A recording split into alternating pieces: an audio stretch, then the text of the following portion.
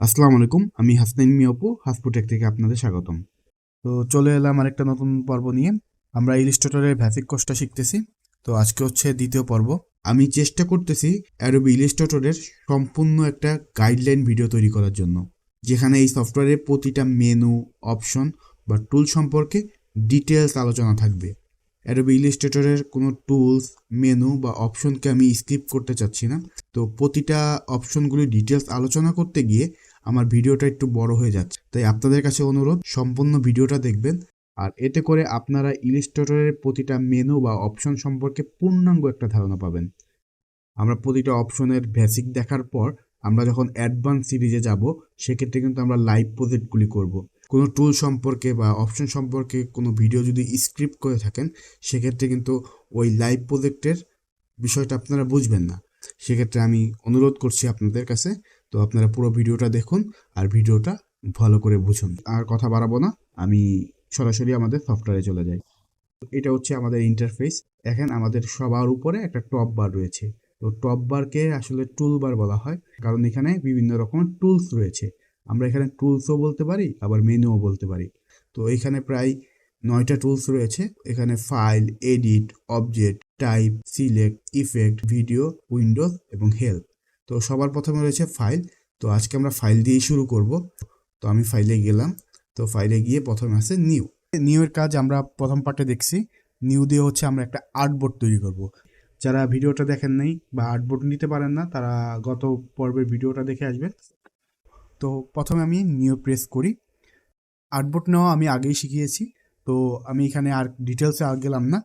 আর্টবোর্ডের প্রথমে আমাকে কী করতে হবে, নাম দিতে হবে। এখানে একটা নাম দিব, এখানে নাম দিলাম প্রজেক্ট 1।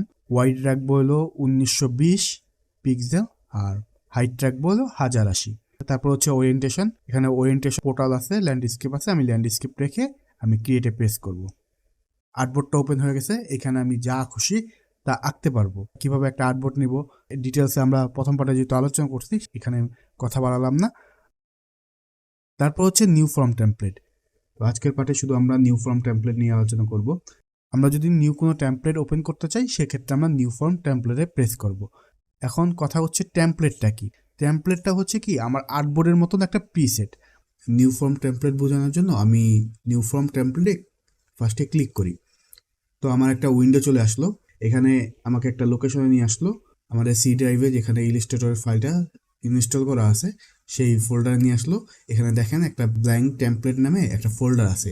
যখন আমি ফোল্ডারে ক্লিক করব, এখানে দেখেন কিছু ফাইল আছে। এগুলি প্রতিটা কিন্তু এক একটা টেমপ্লেট। তো এখানে প্রথমে আছে কি ব্যানার অ্যাড, তারপর banner presentation, box, voucher, business card, তারপর কার্ড অ্যান্ড ইনভাইটেশন, তারপর সিডি কেস, তারপরে সিডি প্রিন্টার। এরকম অনেকগুলি টেমপ্লেট এখানে দেওয়া আছে। তো এখানে প্রথমে আছে ব্যানার অ্যাড। আমি যখন ব্যানার অ্যাডে ক্লিক করে যদি নিউ করি, সেক্ষেত্রে আরেকটা ট্যাব ওপেন হয়ে আমার একটা টেমপ্লেট চলে আসলো। তো দেখেন এখানে ব্যানার অ্যাডের মতন কিছু আর্টবোর্ড তৈরি হয়ে গেছে। তো এটা হলো একটা ব্যানার অ্যাড, এটা একটা ব্যানার, এটা একটা ব্যানার। এখানে বিভিন্ন রকম ব্যানারের আর্টবোর্ড আছে। তো এই ডিজাইন বাই ডিজাইন আমাদের যেই আর্টবোর্ডগুলি তৈরি করা হয়, সেগুলি এক একটা টেমপ্লেট। তো বিভিন্ন শেপ অনুযায়ী যখন আমরা কাস্টম আর্টবোর্ড তৈরি করব, সেগুলি যদি আমি পরবর্তী অন্য কোনো ডিজাইনের জন্য ব্যবহার করতে চাই, সেক্ষেত্রে আমি টেমপ্লেট আকারে আর্টবোর্ডটা সেভ করে রাখতে পারি। এই ক্ষেত্রে সাধারণত আমরা টেমপ্লেট ইউজ করে থাকি। তো এখানে আমি আবার নিউ ফাইলে গিয়ে নিউ ফর্ম টেমপ্লেটে যাই, আবার ব্ল্যাঙ্ক টেমপ্লেটে চাপি। তো দেখেন নিচে বক্স আছে। আমি আবার যখন বক্সে প্রেস করব, এখানে দেখেন বক্স শেপের কিছু আর্টবোর্ড তৈরি হয়ে গেছে। এভাবে টেমপ্লেটে বিভিন্ন ধরনের। আমি যখন আবার যাব, আবার গিয়ে নিচে দেখেন টি শার্ট।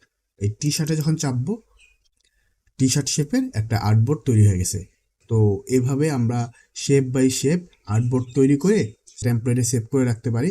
আমার এখানে নিচে সেভ টেমপ্লেট নামে একটা অপশন আছে।